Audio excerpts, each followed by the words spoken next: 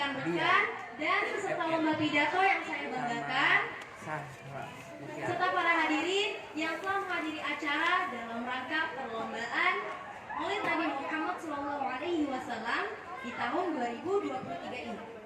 Dalam rangka perlombaan Maulid Nabi ini, saya Kiara Agni Pratiwi dari kelas 94 yang akan menjadi salah satu peserta lomba pidato, yaitu dengan tema keutamaan menuntut ilmu dalam Islam. Pertama-tama yang diriwayatkan oleh Al-Imam Al-Bukhari, beliau menerima hadis ini dari seorang bernama Hajjaj bin Hajj. Hajjaj bin Hajj menerima dari Sa'ad bin Ubaidah, Sa'ad bin Ubaidah menerima dari Abu Abdurrahman As-Sulami, Abu Abdurrahman As-Sulami menerima dari Utsman bin Affan radhiyallahu taala anhu, Utsman bin Affan radhiyallahu taala anhu menerima langsung dari Rasulullah sallallahu alaihi wasallam. Ini silsilahnya dalam kitab Sahih. Disampaikan kemudian dari Rasulullah sallallahu alaihi wasallam, A'udzu billahi minasy syaithanir rajim. Bismillahirrahmanirrahim. Khairukum man ta'allamal Qur'ana wa 'allamah. Yang terbaik di antara kalian adalah orang yang bisa belajar kandungan isi Al-Qur'an, kemudian dia mampu mengamalkannya.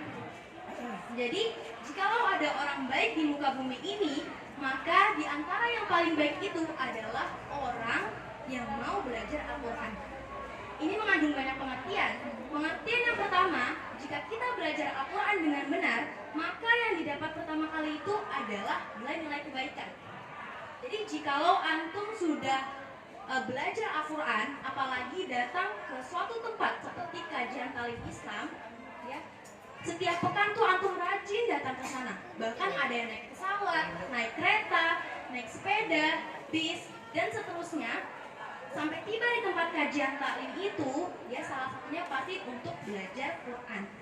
Nah, tapi pelajaran yang didapatkan oleh antum itu tidak merubah antum untuk berubah menjadi baik.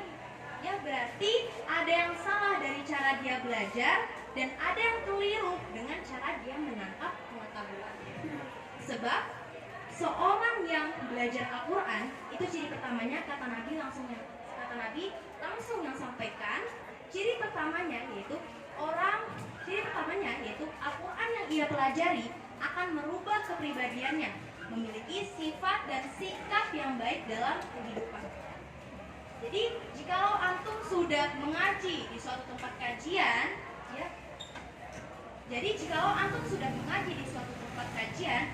awal antum sudah datang di sana, pulang dari sana itu antum dapat kebaikan. Misalnya, mata melihat, senang melihat yang baik. Yang tidak baik itu sudah tidak bisa antum lihat lagi, karena yang kita kaji adalah Al-Quran.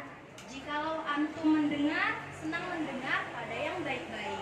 Yang tak baik itu sudah tidak senang. Jikalau antum berjalan, senang berjalan pada yang baik-baik. Yang tak baik itu sudah tak enak lagi, karena yang kita pelajari adalah Al-Quran. Kalau bukan Al-Quran mungkin agak berbeda, tapi kalau Al-Quran yang isinya hadis langsung, bahkan nanti firman Allah Subhanahu wa taala dalam Quran surat ke-22 Fatir ayat ke-32, di situ Allah membagi nanti pelajar Quran pada 3 bagian, yaitu ada pelajar yang tidak sukses, pelajar yang menuju sukses, dan pelajar yang sukses. A'udzu billahi minasy syaithanir rajim. Bismillahirrahmanirrahim. Thumma awrasnal kitaba alladhina astafaina min 'ibadina. Artinya, kemudian kami wariskan isi Al-Quran itu kandungannya kepada hamba-hamba yang terpilih di antara sekian hamba kami. Ya, Masya Allah. Jadi jika antum datang untuk belajar Al-Quran, antum tuh bukan hanya sekedar datang lalu duduk, tetapi melainkan antum sudah dipilih oleh Allah. Karena betapa banyaknya manusia yang hidup di muka bumi ini, kenapa antum yang terpilih? Kenapa antum yang datang dan kenapa antum yang mau belajar? Karena ini pasti juga investasi waktu, tenaga, juga biaya dan sebagainya, tetapi antum tetap mau berangkat. Kalau bukan Allah yang gerakan, siapa yang akan meringankan langkah kita untuk berada di suatu majelis ilmu? Jikalau Allah sudah pilih antum kemudian, nah antum harus yakin dengan pilihan itu. Semisal saya memilih salah satu teman saya untuk mengerjakan sesuatu, tetapi dia tidak mengerjakannya dengan baik, bukankah saya akan kecewa? Nah, begitupun dengan Allah. Allah memilih antum untuk berubah menjadi baik, tetapi antum sendiri tidak menjadi baik. Bagaimana kemudian Allah menyikapi itu semua? Jikalau Allah sudah pilih antum untuk berubah menjadi baik, tetapi antum sendiri memilih untuk tidak jadi baik, gitu. Berarti bukan Allah yang salah, tetapi antum sendiri yang menghambat diri sendiri untuk berubah menjadi baik. Maka bertakwalah kepada Allah, senangi diri kita, berbahagialah.